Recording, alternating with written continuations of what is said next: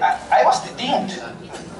I was detained, and therefore I have all the legal right to raise my issues now to a competent court, like the Supreme Court. There are certain questions that need to be raised, like how the proceedings are going in this subcommittee, my detention, of course. Hindi yung ibig sabihin na ako po ay pinalaya ng subcommittee ay hindi na ako pwede ulit i-cite in contempt at ipatitin po ulit. So, lahat po yan, kailangan po natin ipasagot na naging malinaw naman din po ang sinabi kanina ni Senator Coco.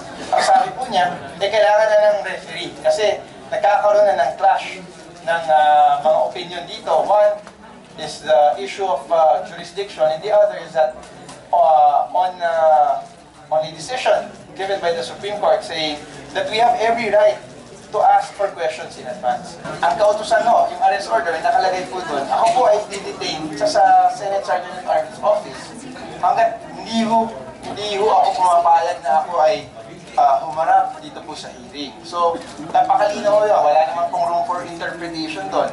Dahil pagka binasa niyo po yan, kung piliin ko po na doon lamang ako sa loob ng opisina ng Senate Sergeant of Arms,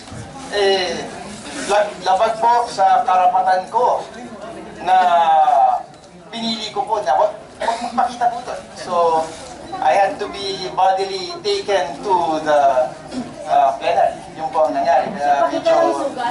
Medyo napadino ang kapit. Sir, were you forced? Yes, I was forced to attend the hearing. But you mean, sir, physically, tinatakot? Yes, physically. As evidenced by the proof na... Sir, sinipis kayo, sir? Tinatakot? Kinapitan po ako eh. Ilan, sir, ang bumibit sa inyo? Dalawa po yan. Hindi ko naman maalala. Pasensya na ako. Masyado mabilis yung pangyari. But I'm sure that I had one on the left and one on the right.